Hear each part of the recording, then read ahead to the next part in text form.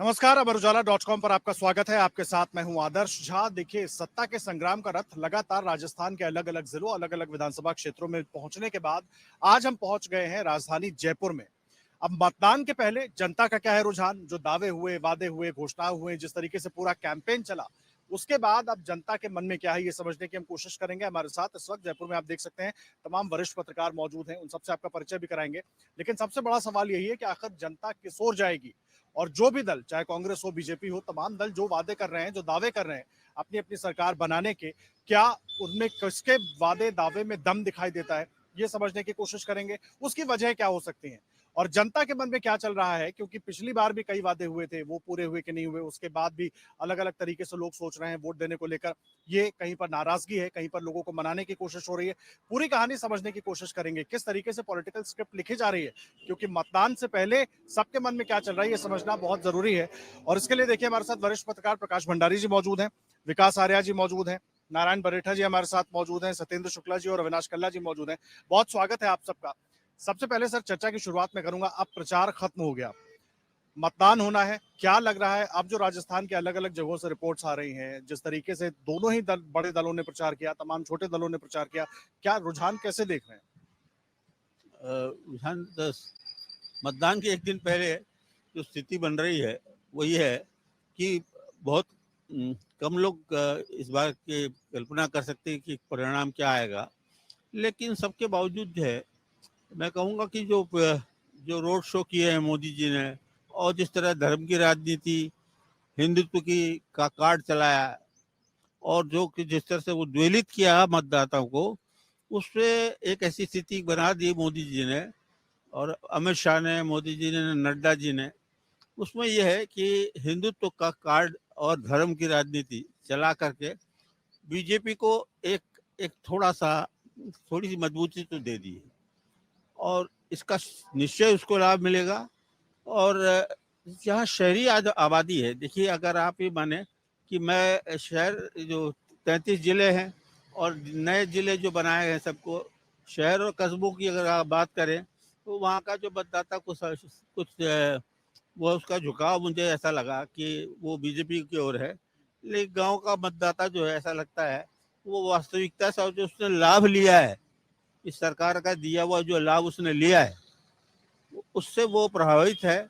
और गांव का मतदाता ही एंटी इनकम्बेंसी की जो बात है, वो जो अगर नहीं लग पाई, वो इस सरकार के खिलाफ एंटी इनकम्बेंसी तो नहीं लग पाई, लेकिन इस सरकार के पास हिंदुत्व और मोदी जी के का चेहरा है, मोदी जी के प्रति जो आम विश्वास है, उसका कोई जवाब नहीं था।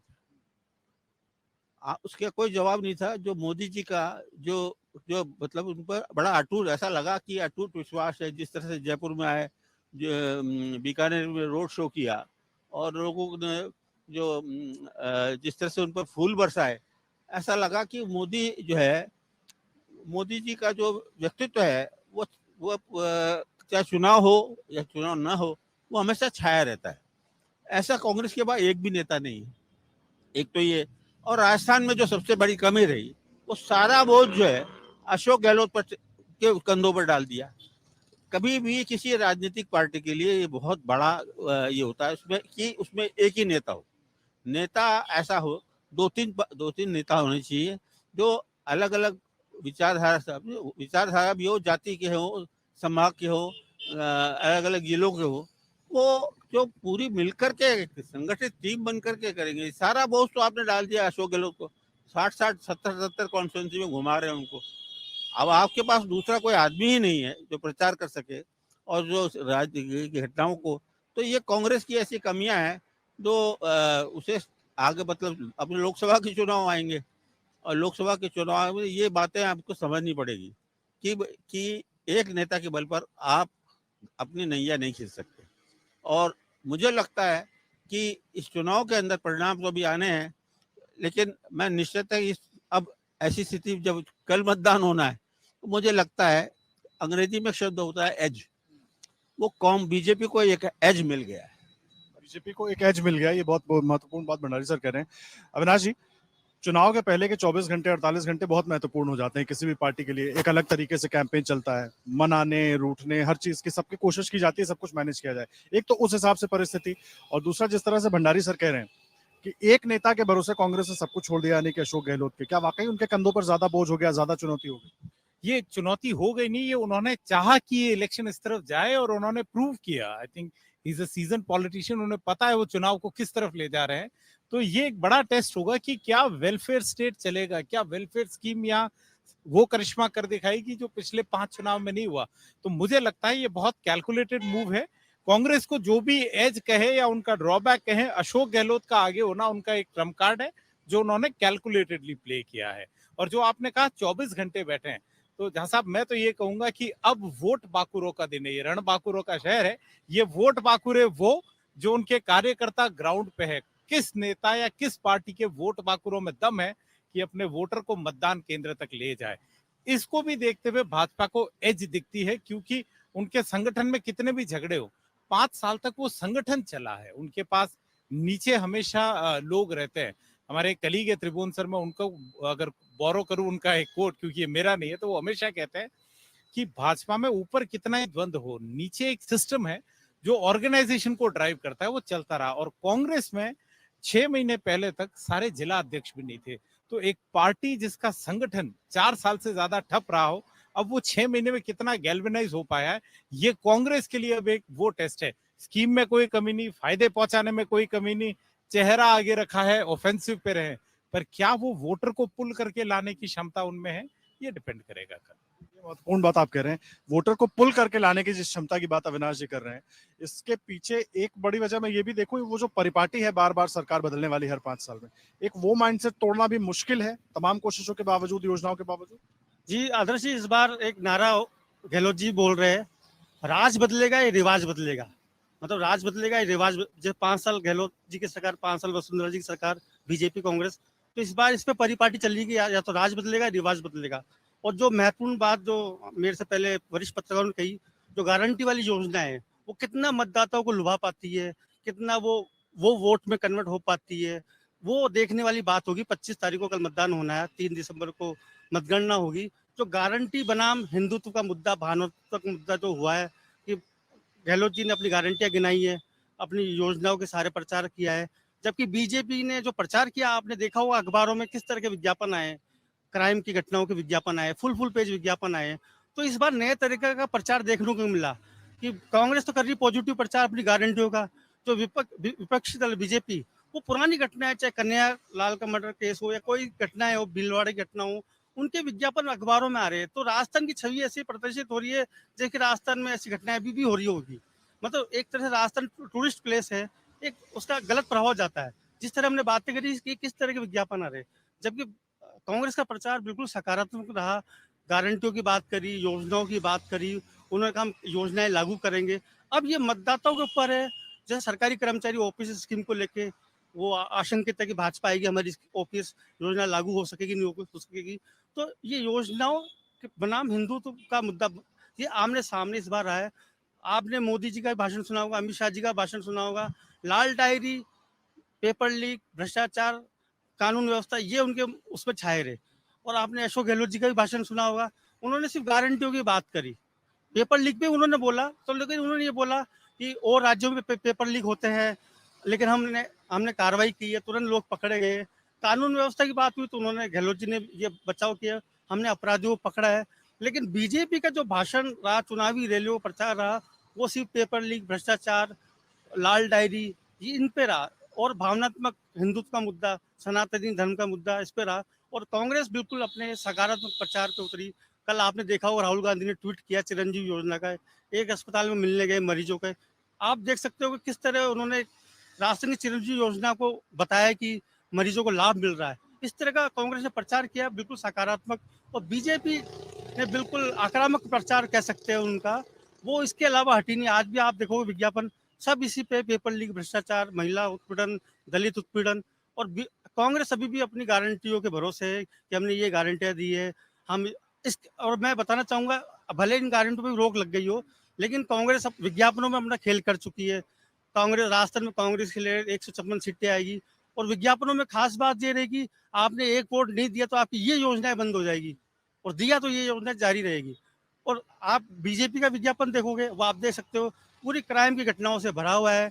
तो सकारात्मक प्रचार और एक नकारात्मक प्रचार, इसके बीच अब मतदान होना है। अब पब्लिक जो जनता है वो किसकी तरफ जाती है, उनको एक वोट की अपनी कीमत समझनी पड़ेगी। वो कहाँ जाते हैं, वो कौन सी घटनाओं पे जाते हैं, पेपर लीक, भ्रष्टाचार, महिला उत्पीड़न, दलित उत्पीड़न, या उनको ये गहलोत सरकार की गारंटियों के लाभ लेने। कोई मिस कॉल वाला उन्होंने कर ही रखा है कि उससे उनको पता लगे इतने लाख लोग उनके संग जुड़ चुके हैं। और बीजेपी अपने आक्रामक प्रचार अभी भी उनका जारी है, और अपना आक्रामक प्रचार अभी बनाए हुए है। ये अहम बात आप कह रहे हैं। देखिए, बीजेपी ने अपना आक्रामक प्रचार बनाकर रखा हुआ है और जिस तरीके से प्रचार हो रहा है बहुत महत्वपूर्ण है।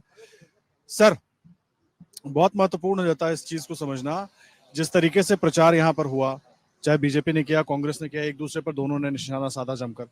अब जनता के मन में क्या चल रहा है, क्योंकि इसको समझना बड़ा महत्वपूर्ण है। जनता एक तो चुप है, और जनता ये चाह रही है कि जो हमने लाभ लिए उनको हम वोट में उतारें या ना उतारें, इस उसमें चल रहे हैं, या धर्म या हिंदुत्व के पार्ट को लेके हम उस चीज को रोकें। लेकिन कई बार कई जगह जाके पता लगा तो जिनको सुविधाएं मिली, जिनके स्वास्थ्य सेवाएं जिन्होंने ली, तो उससे वो बड़े आश्वस्त हैं कि हम जो सेवाएं दे रहे हैं, जो हमारे को पैसा लगता हॉस्पिटल के अंदर, लेकिन वो नहीं लग पा रहा। तो हो सकता है कि उस चीज का एक परिवर्तन, क्योंकि जनता बिल्कुल चुप है और केवल योजनाओं को भी देख रही है और धर्म को भी देख रही है। वो देख रही है कि धर्म से खाना खाया जा रहा है, नहीं खाया जा रहा है। अगर योजनाओं से फायदा मिल रहा है और हमारा जीवन शैली बदल रही है तो संभावनाएं चेंज भी हो सकती हैं। लेकिन भाजपा ने हो सकता है ये कार्ड खेला हो अपना, कि आगे आगामी जो चुनाव आने वाले हैं उसको देखते हुए एक प्रयोगशाला के रूप में इस चीज को इन्होंने खोला हो कि अगर ये प्रयोगशाला चल जाती है धर्म की, तो हम आगामी चुनावों के अंदर उस प्रयोगशाला को आगे और बढ़ाएंगे, अन्यथा वापस उनको अपनी सेवाओं की तरफ आना पड़ेगा। तो वापस अपनी सेवाओं के आना पड़ेगा। नारायण सर, इधर आइए।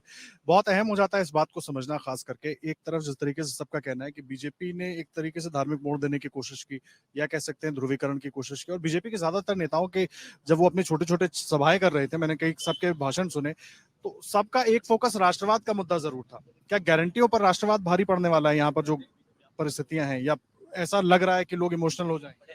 ये 10 साल में पहला चुनाव मोदी युग का मैं देख रहा हूँ, जिसमें कांग्रेस एक्ट कर रही है और बीजेपी रिएक्ट कर रही है। इन्होंने एक शब्द गढ़ा, कांग्रेस ने गारंटी, मोदी जी ने उसको जवाब गारंटी में दिया। इसका मतलब वो उनकी शब्दावली से शब्द लेने हैं। अब तक 10 साल की सियासत में जो मोदी या बीजेपी बोलते थे उनके शब्दों पे ही टिप्पणियां होती थी। पहली कहानी तो ये है, जब किसी राजनीतिक व्यवस्था के पास कोई विकास का ठोस आधार कार्यक्रम नहीं होता तो जाहिर है कि वो जज्बात में पनाह लेती है। यहाँ मैं देख रहा हूँ कि उन्होंने पहले दिन से ही धर्म को एक आधार बनाकर वोटों की फसल काटने की चेष्टा की है, और साथ साथ में ये भी कह रहे हैं कि हम राम मंदिर की आपको दावत देने भी आए हैं। वो किसी विकास की बात नहीं कर रहे हैं, वो चिरंजीव योजना के विकल्प की बात नहीं कर रहे हैं, और आयुष्मान योजना भी उनकी बहुत ज्यादा प्रभाव नहीं डाल पाई, क्योंकि देश में 22 करोड़ लोग हैं जो उससे लाभान्वित है, जबकि 50 करोड़ का मंसूबा था। तो ये जो चिरंजीवी योजना है, इसकी उनके पास कोई काट नहीं है। अब सवाल ये कि बीजेपी इसको कहाँ तक ले जाएगी। उनको पक्का लगता है कि जैसे उनका 4 साधुओं को मैदान में उतारना, उनको मंदिरों को केंद्रीय भूमिका में रखना, भावनाओं को तरजीह देना, कन्हैयालाल के हत्याकांड को उठाना, जबकि इन्हीं की एनआईए एजेंसी जांच कर रही है और अब तक ट्रायल पूरी नहीं करवा सके, और ऐसा लगता है कि ये भी एक राजनीतिक तौर पे इसको डिले किया गया है इस चुनाव में भुनाने के लिए। फिर आम जनता की बात में देखता हूं तो मुखर नहीं है। आप जानते हैं राजस्थान में ये मौसम सर्द है, इसमें फिजा कोहरे से लिपटी रहती है, लेकिन अभी अनिश्चितता की धुंध हमारे सियासी फलक पे छाई हुई है। कह नहीं सकते कि मतदाता अपना मौन किस दिशा में तोड़ेगा। हम उम्मीद नहीं कर सकते कि एक व्यक्ति राजस्थान का, जिसकी फटी जेब है, जिसके फेफड़े जर्जर है, जिसका दिल टूटा है, वो अस्पताल की दहलीज पे चढ़ता है और वो यहाँ आकर के अपनी राय शुमारी में शामिल होके अपनी वाकपटुता का परिचय दे। वो खामोश है, वो अपना मौन 3 तारीख को ही तोड़ेगा। ये पहली बार मैं देख रहा हूँ कि ये चुनाव इतना नीरस, फीका और बेजान है, क्योंकि ये चुनाव राजनीतिक पार्टियां नहीं, ये मार्केट एजेंसियां लड़ रही है। इसमें मुकद्दर उनका भी लिखा जाएगा। राजनीतिक पार्टियां इवेंट मैनेजमेंट के रूप में बदल चुकी है। उन्होंने जाति संगठनों के आगे हथियार डाल रखे हैं। अब वो चुनाव लड़ने और प्रत्याशी चयन का काम भी उन पर छोड़ दिया गया है। ये चुनाव एक मैं कह रहा हूं कि एम्बियाइजेशन ऑफ पॉलिटिकल पार्टीज है। ये पूरा बाजार के सुपुर्द कर दिया गया है, राजनीति इसमें गौण हो गई। इसीलिए इस चुनाव में कुल प्रत्याशियों की संख्या पिछले चुनाव के मुकाबले घटी है। पिछली बार 2188 प्रत्याशी मैदान में थे, इस बार 1875 प्रत्याशी मैदान में है। पिछली बार 575 करोड़पति चुनाव लड़ रहे थे, इस बार 650 करोड़पति चुनाव लड़ रहे हैं। मायने की करोड़पति लड़ने की संख्या तो बढ़ रही है और चुनाव लड़ने वालों की संख्या अवाम की घट रही है, क्योंकि अवाम को लगता है कि वो एक वोटर तो हो सकता है, लेकिन वो इस व्यवस्था में एक उम्मीदवार बन नहीं सकता, और बनता है तो जीत नहीं सकता है। तो ये मुद्दा नहीं, ये मुद्रा का चुनाव भी है। अब राजनीतिक पार्टियों पे लाजिम होगा कि वो ये साबित करे कि अब भी वो राजनीतिक पार्टी है और प्रधानमंत्री सबके सम्मानीय है। वो किसी एक दल के नहीं होते, एक प्रांत के नहीं होते, एक जबान के नहीं होते हैं, वो इस मुल्क के प्रधानमंत्री है।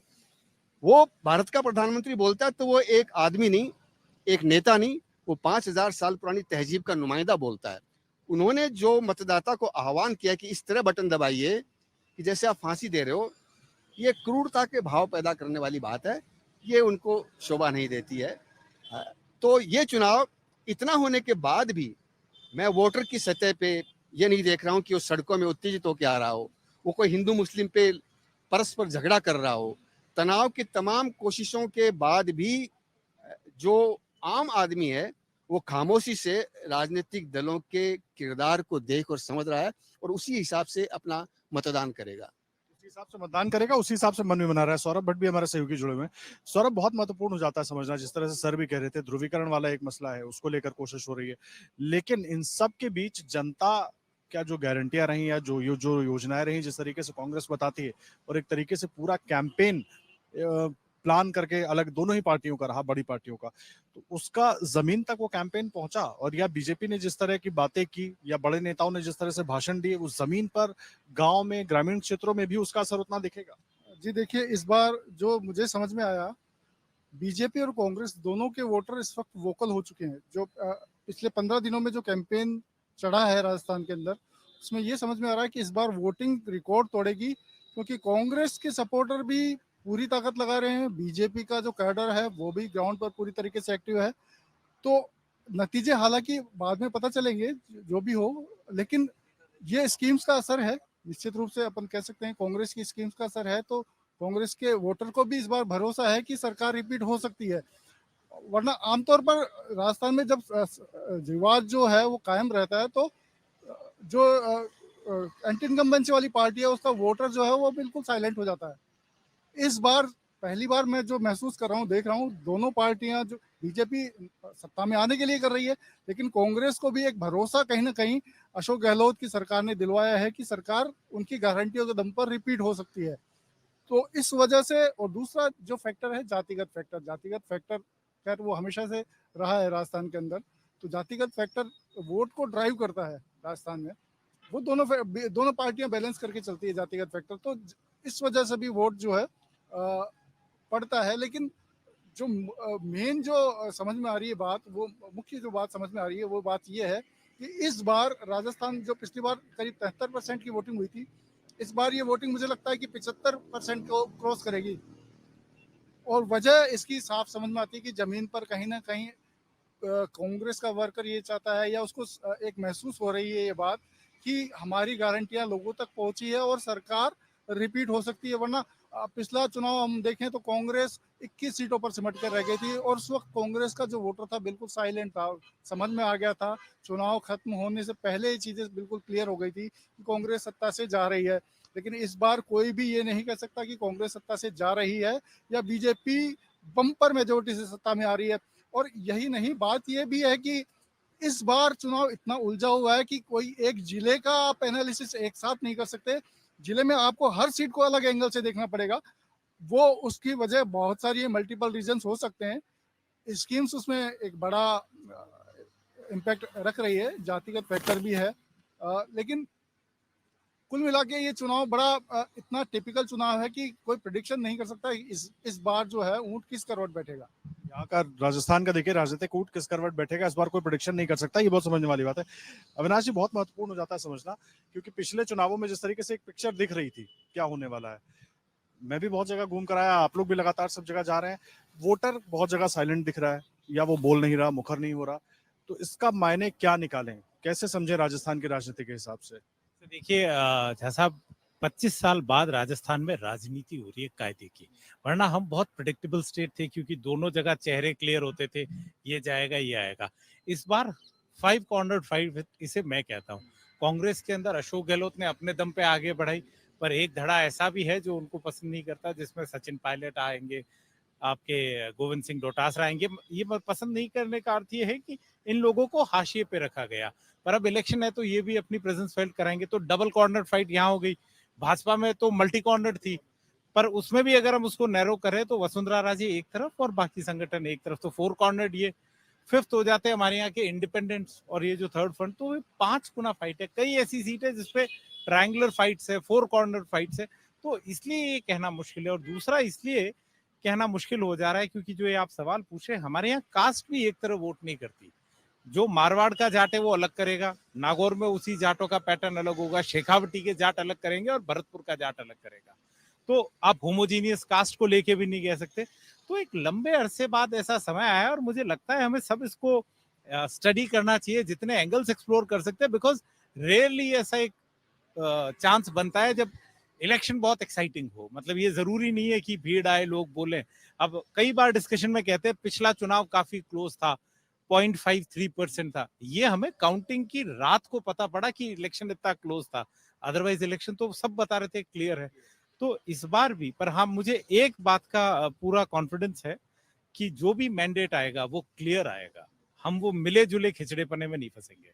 नहीं, इस पे मेरा एक सवाल है, क्योंकि मैंने दोनों ही पार्टियों के जो प्रदेश अध्यक्ष हैं उनसे बात की, बहुत से अलग अलग नेताओं से बात की जो मैदान में है, कोई एक आंकड़ा, अंदाजन आंकड़ा भी नहीं दे रहा है। वो उनका कहना है बहुमत तो हम ले आएंगे, हम सरकार बना लेंगे। वो जो कार्यकर्ता के बीच भाषण हो रहा है वो तो कह रहे हैं सरकार बनाने का दावा तो हनुमान बेनीवाल आंकड़े के आसपास कोई नहीं पहुंचा। जी नहीं, देखिए हनुमान बेनीवाल भी कह देते हैं सरकार हम बनाएंगे, 100 सीटों पे भी नहीं है। देखिए ये चुनाव में जाते वक्त कहते हैं, पर हम लोग जो घूमते देखते, पिछला चुनाव कोई नहीं कह सकता था कि भारतीय जनता पार्टी बचेगी।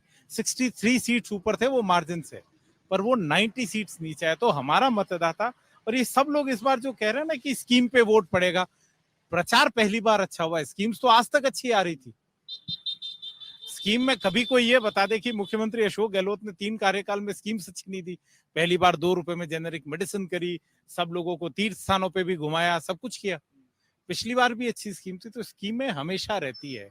पर राजस्थान के वोटर की जो एक तासीर है कि भैया एक से जो आना था आ गया, अगला आएगा नई चीज दे जाएगा, तो मुझे लगता है वो एक कांस्टेंट रहेगी। पर क्या अशोक जी इस प्रचार के बाद वो बदलाव कर पाते हैं, ये हमारे लिए भी है। तो मुझे लगता है हमें इतना धैर्य रखा, 1 हफ्ता और रख लेना चाहिए, और कल के वोटिंग पैटर्न पे और क्लियर हो जाएगा कि किस तरह का माहौल बन रहा है। अगर बड़ा परिवर्तन है तो 72 के ऊपर % वोटिंग थी, उसको अगर तोड़ पाते हैं तो सरकार को एक क्वेश्चन मार्क होगा, अदरवाइज एनीबडीज गेम। अभी सबका गेम है, जिस तरीके से कल्ला जी कह रहे हैं। बहुत महत्वपूर्ण जाता है समझना, हिंदुत्व की बात हो रही है। हिंदुत्व वाकई इतना असरदार होगा बीजेपी के पास, क्योंकि 5 साल बीजेपी सरकार में थी नहीं। नरेंद्र मोदी के चेहरे पर आप चुनाव लड़ रहे हैं। नरेंद्र मोदी में कई बेल्ट्स में मुझे लोगों से सुनने को मिला कि हम मोदी के नाम पे वोट दे देंगे। हो सकता है विधायक ना पसंद हो या प्रदेश का कोई नेता ना पसंद हो, लेकिन मोदी के नाम पर वोट दे देंगे। ऐसे ही वसुंधरा के लिए, ऐसे ही अशोक गहलोत के लिए भी कई जगह पर लोगों, आम लोगों की, राह चलते लोगों की राय थी। लेकिन क्या मोदी इतना बड़ा फैक्टर इस चुनाव में बन पाएंगे, विधानसभा के चुनाव में, जिनके दम पर बीजेपी कह रही है कि हम वापस आ जाएंगे? जी, आपका कहना बिल्कुल सही है। और आपने बीजेपी की एड कैंपेन देखी होगी। मैं बार-बार एड कैंपेन में इसलिए जा रहा हूँ, उस पर प्रचार बड़ा आक्रामक तरीके से बीजेपी ने किया है। आपने बीजेपी का एड देखा होगा, मोदी साधे राजस्थान, मतलब मोदी जी साधेंगे राजस्थान। भले नेताओं के, स्टेट के नेताओं की फोटो है, सीपी जोशी की फोटो भी है, वसुंधरा राजे की भी है, राजेंद्र राठौड़ की भी है, नड्डा जी की फोटो है, लेकिन उन्होंने जो विज्ञापन बनाया है मोदी साधे राजस्थान, बीजेपी सिर्फ मोदी जी के सहारे हैं। उन्होंने मोदी बनाम गहलोत जो चुनाव हो गया इस बार, वो इसलिए हुआ है, और ये नुकसानदेह भी हो सकता है। जैसा कि विश्लेषक कह रहे हैं कि मोदी बनाम गहलोत करके क्या बीजेपी ने कोई गलती तो नहीं कर दी है, क्योंकि मोदी जी, अमित शाह जी ये जो बड़े इनके स्टार प्रचारक है, बड़े आक्रामक रुख में ही रहे। वसुंधरा जी भी रही, जेपी नड्डा जी भी आए, पूरी केंद्रीय मंत्रिमंडल की टोली, रोड शो हो रहे हैं, योगी आदित्यनाथ रोड शो कर रहे हैं, असम के सीएम आ रहे हैं, वो सब हिंदुत्व पे बात कर रहे हैं। आप देखो कि रोड शो हो रहे हैं, सब हिंदुत्व पे बात हो रहे हैं। मोदी जी का रोड शो आपने जयपुर में देखा होगा, वो पूरा हिंदुत्व को केंद्रित था, क्योंकि जो जयपुर जो सीटें हवा महल, किशनपोल, आदर्श नगर, ये सीटें हिंदुत्व को लेकर ज्यादा जोर दे रहे थे कि हिंदुत्व के वोट पोलराइज हो जाए, क्योंकि परकोटे में मंदिर है, काफी है, हिंदू आबादी भी रहती है, मुस्लिम आबादी भी रहती है, तो हिंदुत्व का मुद्दा मोदी जी उठा रहे हैं, अमित शाह जी उठा रहे हैं, और बीजेपी सिर्फ मोदी जी के सहारे है, क्योंकि अगर जीतती है बीजेपी तो मोदी जी के सिर पे ताज सजेगा कि मोदी जी ने राजस्थान पे बीजेपी को जिताया। क्योंकि जो हिंदुत्व के का जो मुद्दा उठाया बीजेपी ने, वो पुरानी घटनाओं को लेकर उठाया, चाहे करौली घटना हो, चाहे उदयपुर घटना हो, चाहे भीलवाड़ा की घटना हो, कई घटनाएं जो सांप्रदायिक हुई है वो बीजेपी ने उठाया है कि सनातन धर्म की रक्षा करनी चाहिए। कई पुजारियों को, महंतों को उन्होंने उतारा, बाल मुकुंदाचार्य को उतारा, बालकनाथ को उतारा है। तो हिंदुत्व के मुद्दे पे बीजेपी आक्रामक है, और पुरानी घटनाएं याद दिला रही है वो राजस्थान वासियों को कि कांग्रेस सरकार में इस तरह हुआ था, रामनवमी मनने नहीं दे रहे थे, जुलूस नहीं निकालने दे रहे थे, इस तरह की करौली में घटनाएं हो गई। तो हिंदुत्व के मुद्दे को लेकर बीजेपी काफी आक्रामक है। और जैसा कि मेरे पूर्व वरिष्ठ पत्रकार ने कहा कि गारंटियां जरूर अच्छी आती है, योजनाएं अच्छी आती है, लेकिन मतदाता जैसे अगली सरकार से क्या चाहता है, तो अगली सरकार से जो पैटर्न रहा राजस्थान का उस पर भी है। लेकिन आज आपने विश्लेषण पढ़ा होगा, अखबारों में आया है कि जो पूर्वी राजस्थान की बात, वहाँ पूर्वी राजस्थान की जो बातें हो रही है कि 39 सीटें जीत का फैक्टर तय करेगी, ये आरसीपी का मुद्दा बहुत महत्वपूर्ण है। और एक नई बात मैं और जोड़ना चाहूंगा कि राजस्थान में जो नए जिले बने हैं, नए जिलों की जनता भी इस बार चुनाव में अहम भूमिका निभाएगी, क्योंकि वहाँ के जो मौजूदा विधायकों ने श्रेय लिया है कि नीम का थाना हो या दूदू हो, कई जिले जो नए बने हैं, उनके जो मौजूदा विधायक वो श्रेय लेने की कोशिश करेंगे कि हमारी वजह से नया जिला बना है। तो नए जिले की जनता भी इस बार महत्वपूर्ण भूमिका निभाएगी। तो 3 दिसंबर को मतगणना होगी, कल मतदान है। तो अब नए जिले बने हैं और हिंदुत्व का मुद्दा है, और जो गारंटी वाले इशू जो गहलोत जी ने उठाया है, इन तीनों के बीच मतदाता का मन देखना पड़ेगा। अब ग्राउंड रिपोर्ट जो आ रही है, वो सब ग्राउंड रिपोर्ट रूरल से जो आ रही है वो गारंटियों पे आधारित आ रही है कि ग्रामीण लोग सरकार की योजनाओं से खुश है, और शहरी लोग जो पढ़े लिखे हैं वो पेपर लीक की घटनाएं, भ्रष्टाचार, क्राइम जो बढ़ा है। और आप देख रहे हो कि लोकरों से करोड़ों रुपए निकल रहे हैं। गणपति प्लाजा का आपको मामला पता है। इसके अलावा सचिवालय के पीछे योजना भवन से जो भ्रष्टाचार का एक पहली बार किसी सरकारी दफ्तर से करोड़ों रुपए मिलना, सोने की सिल्ली मिलना, इस तरह की घटनाएं जो राजस्थान में हुई है, उससे जरूर राजस्थान का नाम भ्रष्टाचार में नंबर 1 आया है। ट्रांसपेरेंसी इंटरनेशनल सर्वे की रिपोर्ट में राजस्थान भ्रष्टाचार में नंबर 1 आ चुका है। तो भ्रष्टाचार एक बीजेपी ने मुद्दा उठाया है और हिंदुत्व का मुद्दा उठाया है, और कांग्रेस अपना बिल्कुल योजनाओं पे आधारित अपना प्रचार कर रही है। बस अपन को मतदाताओं का कल मन देखना है कि मतदाता, जो मैंने आपको पहले भी जिक्र किया था कि एक वोट आपको क्या क्या नुकसान कर सकता है, एक वोट आपको क्या क्या फायदा कर सकता है, ये अपन को कल मतदान पे देखना पड़ेगा, जन किससे उनको फायदा होगा। लेकिन मैं ये जो कहना चाहूंगा, बीजेपी बिल्कुल हिंदुत्व के मुद्दों को लेकर आक्रामक रही है। राम मंदिर का भी आपने जिक्र सुना होगा कि राम मंदिर का भी उन्होंने बोला है कि यूपी का राम मंदिर भी इस बार चुनाव प्रचार में आया है कि राम मंदिर बनाया, हमने बनाया। योगी आदित्यनाथ बिल्कुल हिंदुत्व के मुद्दे पे चल रहे हैं कि बजरंगबली की गद्दा से हम वार करेंगे। तो इस तरह के हिंदुत्व के मुद्दे पे बीजेपी ने पूरा प्रचार किया है। और पेपर लीक, भ्रष्टाचार, जो दलित उत्पीड़न, अत्याचार, ये तो उनके भाषण रहे, प्लस हिंदुत्व का मुद्दा भी उनपे ज्यादा ज्यादा की तरफ बीजेपी ने फोकस करने की कोशिश की। नारायण सर, आप आगे आइए। बड़ा अहम हो जाता है समझना, जिस तरीके से हिंदुत्व की बात आपने भी की थी। राजस्थान में अलग अलग जगहों पर जब हम जाते हैं तो वहां पर खास करके ग्रामीण क्षेत्रों में, शहरों में मुझे उतना हिंदुत्व का मुद्दा एग्रेसिवली नजर नहीं आया, लेकिन ग्रामीण क्षेत्रों में कई जगह लोग नाराज नजर आए, वोटर नाराज नजर आए, और वो अपने आप को रिलेट भी करते हैं उस मुद्दे से। तो क्या ये भी कुछ पैटर्न चेंज करके कोई एक नई स्ट्रेटेजी के तहत किया गया कि ग्रास रूट लेवल पे अलग तरीके से चीजों को पहुंचाया गया? ये गांव का जीवन शहर से बिल्कुल भिन्न है, उनके मुद्दे अलग है। वो कास्ट में भी सोचते हैं और धर्म में भी सोचते हैं। उनके धर्म में हर व्यक्ति राम राम सा कहता है। उनका राम किसी को भयभीत नहीं करता है, उनका राम से कोई खौफ नहीं खाता है। कास्ट इंपॉर्टेंट फैक्टर है वहाँ। जो एक जाति किसी इलाके में कुछ व्यवहार कर रही है, दूसरे में कुछ व्यवहार कर सकती है। जाति का उभार हिंदुत्व की काट भी है। जैसे ही हिंदुत्व ऊपर जाता है, अगला कदम जाति का आता है। आदमी फिर जाति के बारे में सोचता है, कह रहा है कि हिंदू तो हूं मैं पर मेरा स्थान कहाँ है। तो ये जो राजस्थान में जो कास्ट सिस्टम है, इसने एक बिंदु के बाद हिंदुत्व के कारवां को रोकने का प्रयास किया है। जैसे अशोक गहलोत सरकार ने बोर्ड बनाए बहुत सारे, वो ऑक्यूपेशन को लेके बने, लेकिन वो जाति को भी संबोधित करते हैं। इस प्रक्रिया ने हर छोटी जाति, मध्यम दर्जे की, बड़ी जाति के जातीय आग्रह और उनकी अपेक्षाओं को पल्लवित कर दिया और उन्होंने फिर राजनीतिक हिसाब से अपनी मांग रखना शुरू कर दिया है। तो जो जाति पहले कम थी, जातिवाद, वो घनीभूत हुआ है।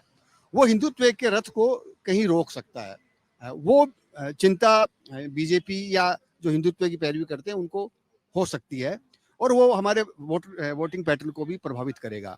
गहलोत ने जो जातियां बनाई है वो एक जाति है, लेकिन वो कोशिश, उनका इरादा रहा होगा, जो मैं वाच करता हूँ, कि जाति को वर्ग में वो तब्दील कर सकते हैं क्या। अमुक एक जाति है लेकिन वो एक वर्ग भी है। जैसे किसान में बहुत सारी जातियां हैं, लेकिन जब आप जाति सोचते हो तो आप कमजोर होते हो और जब आप वर्ग के रूप में सोचते हो तो आप बड़े हो जाते हो। तो इस योजना के पीछे उनकी धारणा या मंसूबा ये रहा होगा कि क्या मैं जाति को एक वर्ग में ले जा सकता हूँ क्या।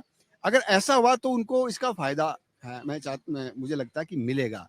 जो मुद्दे हमारे यहाँ डिबेट होनी चाहिए थी, जैसे हेल्थ का है, शिक्षा का है, रोड का है, वो इस बार नहीं हुए। कांग्रेस भी ये मुद्दा नहीं बना पाई, जबकि अशोक गहलोत तो दावा कर रहे थे काम।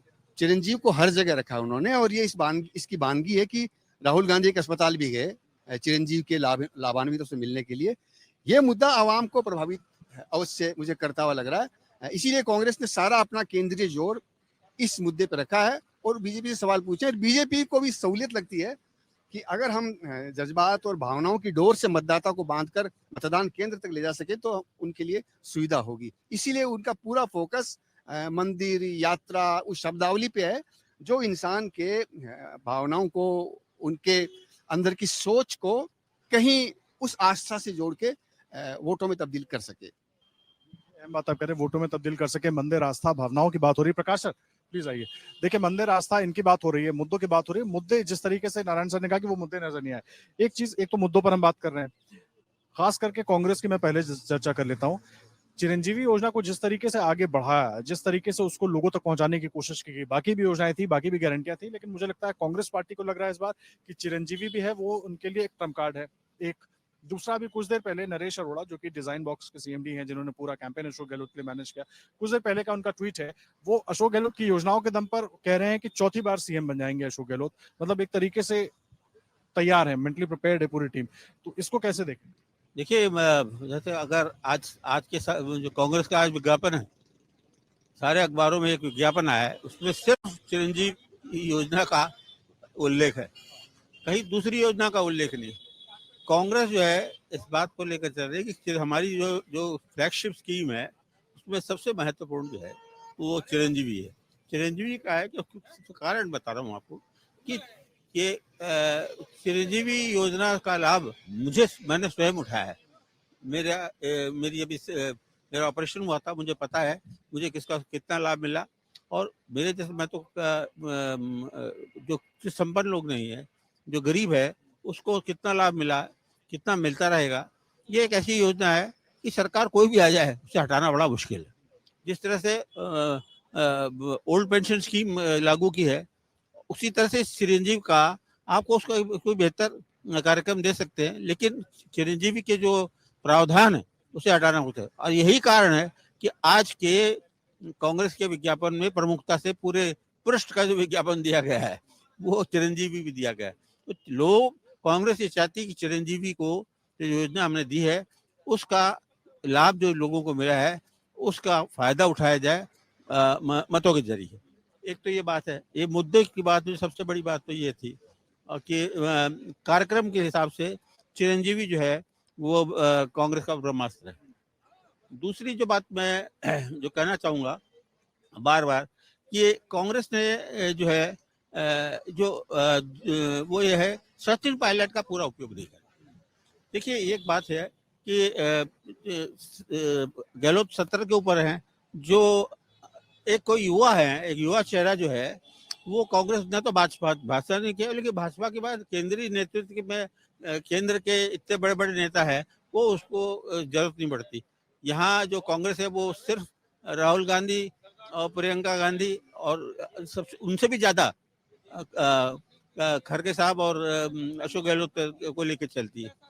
तो ये एक कमी रह गई कांग्रेस के अंदर, जो परिणाम चाहे कुछ भी आए से जो उपयोग करना चाहिए था, जो सचिन पायलट का उपयोग करना चाहिए था वो युवाओं को लेकर के कि देखिए हमने ये किया है।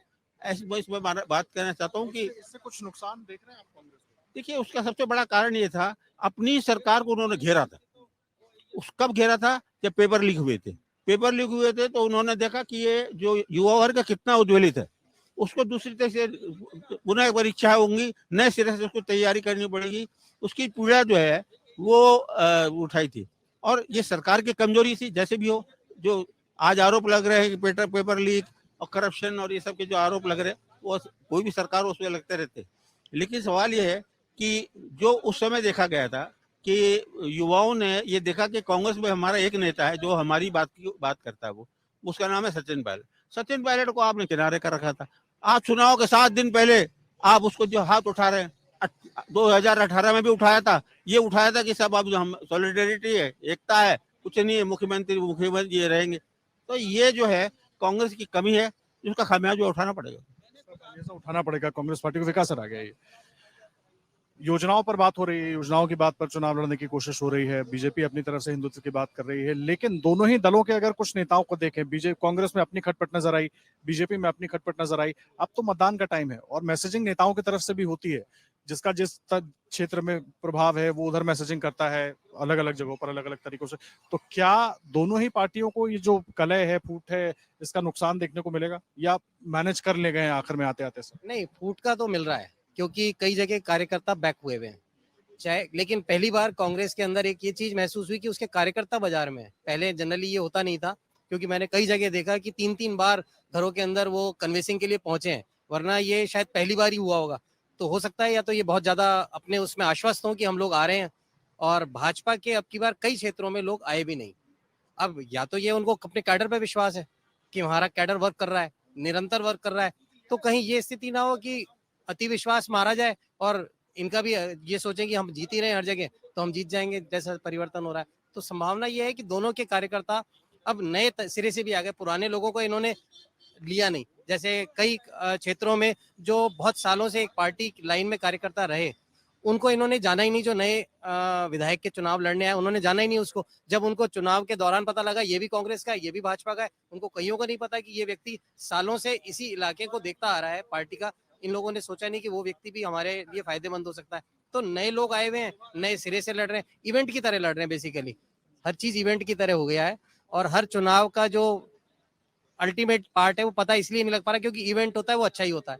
इवेंट का खेल चल रहा है अभी बेसिकली। इवेंट का खेल चल रहा है, बता रही बहुत अहम हो जाता है आप समझना, क्योंकि अब देखिए अपनी चर्चा के भी आखिरी चरण में है और ये जो पूरी चुनावी प्रक्रिया ये भी आखिरी चरण में पहुंच गई। क्या लग रहा है जो परिस्थितियां बन रही हैं, जो एक तरफा तो कोई नहीं दिखाई दे रहा मुझे, फंसेगा या कोई निकाल पाएगा, भले मार्जिन कम हो जाए, या आखिरी वक्त में कुछ ऐसा गुणागणित लग जाए कि चीजें बदल जाए? देखिए, इसमें 2G फैक्टर की बात मैं कहना चाहूंगा। 2G फैक्टर है, एक जी है कांग्रेस की गारंटी और दूसरा जी है गुर्जर वोट। ये गारंटी कितना इम्पैक्ट दिखा पाएगी और गुर्जर वोट क्या कांग्रेस से पूरा शिफ्ट होगा या सिर्फ जो पायलट के एंटी जो विधायक थे उनको इम्पैक्ट करेगा, इस पे पूरा चुनाव डिपेंड कर रहा है। कि जैसे सवाई माधोपुर की बात करें तो सवाई माधोपुर में दानिश अबरार के लिए दिक्कत यह है कि गुर्जर वहां पर बड़ी तादाद में हो, और ये कहा जा रहा है कि दानिश अबरार को जो हराएगा गुर्जर वोट उस तरफ शिफ्ट होंगे। तो ये एक स्ट्रेटजी से काम कर रहा है पूरा वोट। तो जिस तरीके से गारंटियों की बात थी, अब गारंटियां सभी जो हम सब बात कर रहे हैं गारंटियों की बात कर ही रहे हैं कि गारंटी प्रचारित की जा रही है, पूरा एक कैंपेन चला है। और ये सिर्फ चुनाव की बात नहीं है, बजट के बाद से पूरी लगातार कांग्रेस गारंटियों को लेकर कैंपेन में रही है। तो निश्चित रूप से गारंटियों की बात जिले में, पूरे राजस्थान में जिले में हर जगह है, गाँव में भी है ये बात, और लोगों को ये एहसास है कि गारंटियां जो है वो उनको पहुंचेगी। अगर सरकार बनती है तो गारंटियां उनका बेनिफिट मिलेगा।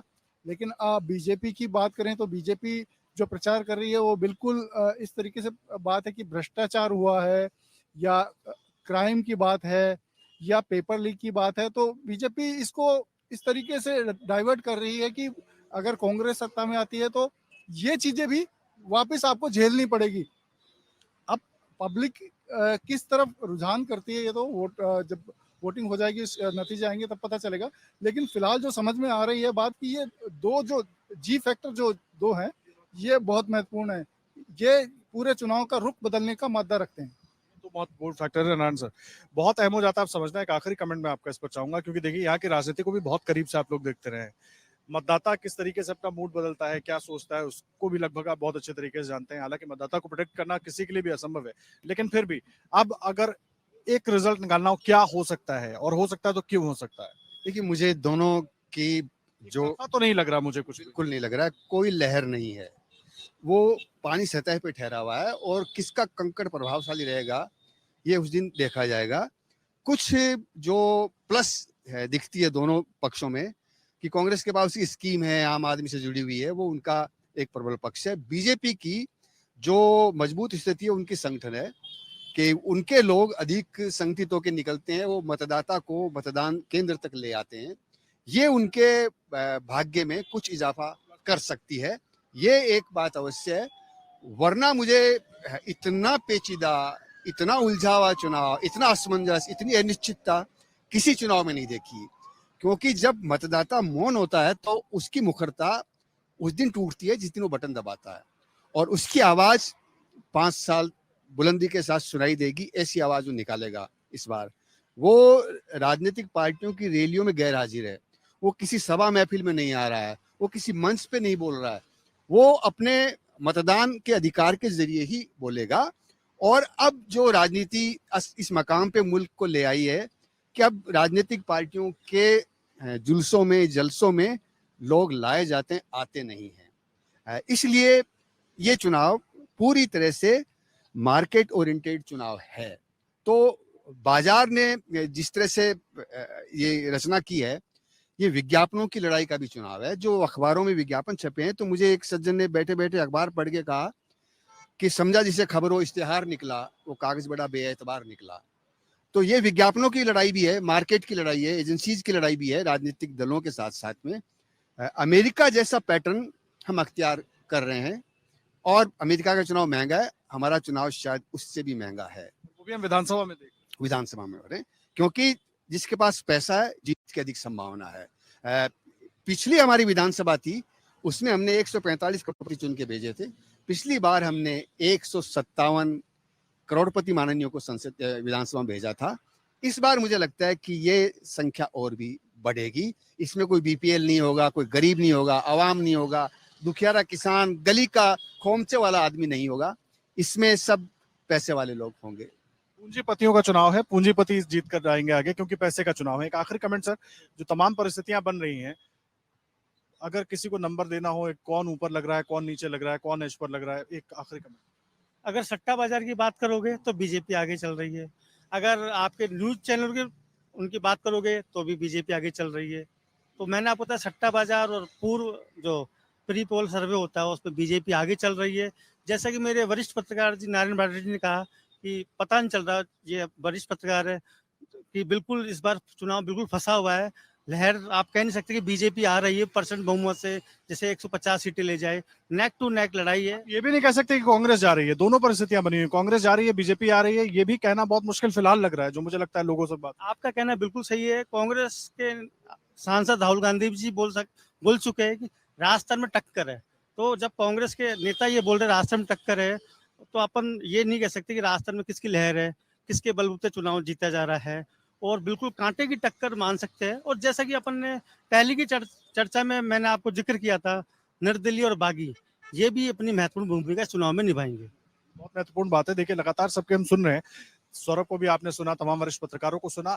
चुनाव जो है वो अपनी गति से चल रहा है, प्रचार हो रहा है, सब कुछ हो रहा है, लेकिन इस बार वोटर जो है वो साइलेंट है। और साइलेंट वोटर जब बटन दबाता है, जिस तरीके से नारायण जी ने कहा, तो उसकी आवाज अगले 5 साल तक सुनाई देती है। बीजेपी दावे कर रही है, कांग्रेस दावे कर रही है, लेकिन ज्यादातर एक्सपर्ट्स, जो लोग लगातार चुनाव कवर करते रहे, खबरों के बीच रहे, खबरों के खिलाड़ी हैं, उनको लगता है कि इस बार एक तरफा कुछ भी नहीं है। लड़ाई बहुत रोचक होने वाली है। मतदान होगा, वोट डालने के लिए जरूर जाइएगा, सोच समझकर वोट दीजिएगा और आगे का जो भी अपडेट होगा अमर उजाला .com पर लगातार आप तक पहुंचाते रहेंगे। धन्यवाद।